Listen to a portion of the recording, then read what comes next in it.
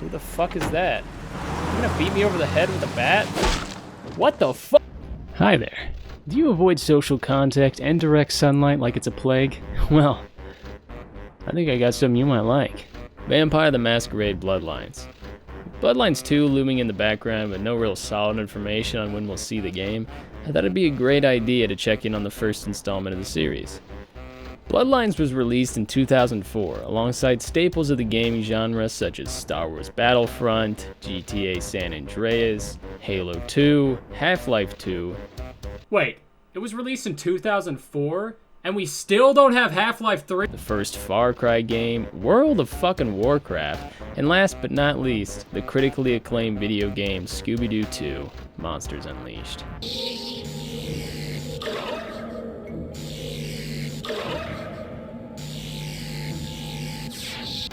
So yeah, you get the picture. It was a real renaissance for the game industry. Bloodlines is an action role-playing game, which basically tells you nothing, because these days, what isn't? The game is centered around the world of darkness, which is a gothic punk reflection of our own reality, where many a child's nightmares are no longer just tall tales. Once in the game, you battle your way through an alternate, yet very realistic depiction of modern Los Angeles,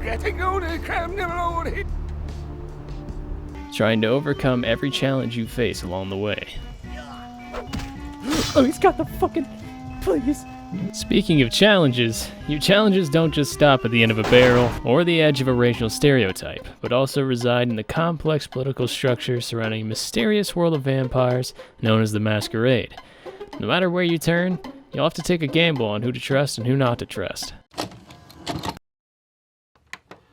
Oh, and I should probably let you know, if you even want to run this game on anything past Stone Age technology, you'll run into quite a few issues, so I highly recommend downloading some mods to polish things out.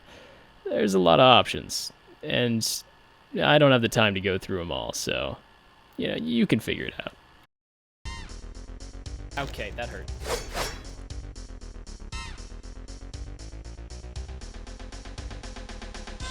Starting off the game, you get a selection of clans to choose from, all with their own unique abilities and playstyles. There's the Bruja, the Tremere, the Toreador, the Ventru, the Gangrel, the Nosferatu, and the Malkavians.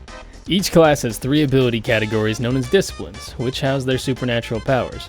The Bruja utilize celerity, potence, and presence to create a close-quarter powerhouse, while the Tremere, for example, rely on more mystical disciplines such as Auspex, Domination, and Thaumaturgy to dispatch their opponents from afar. You get the picture. All the clans combo disciplines differently and cover any playstyle that you can think of. So as far as gameplay, the world's your oyster. And since we're talking about gameplay, there is guns in the game. You can use them, but at low levels, the gunplay can be outright horrid. I mean, the game utilizes an aiming system that I would say is akin to grinding your nuts on a cheese grater. What is this? What? The fuck? At a higher gun handling skill, the aiming still isn't what I would call good, but you're definitely more likely to hit your target. Overall, I tend to stick with a combo of melee and disciplines myself.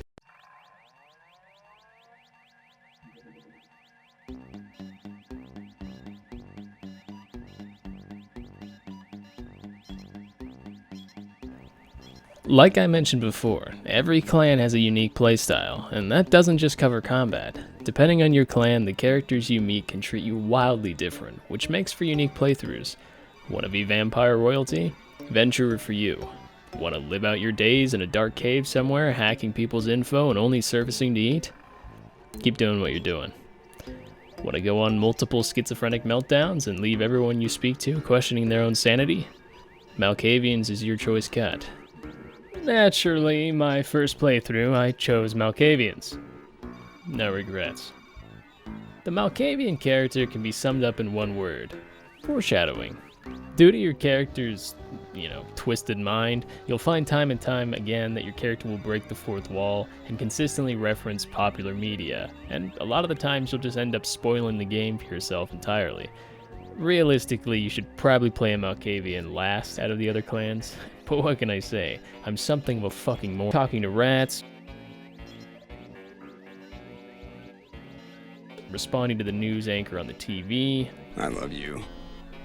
I want to take you away from all of this. And generally manipulating others in such a fashion that it makes gaslighting look like child's play are only a few of the reasons that made the Malkavians hold a special place in my heart.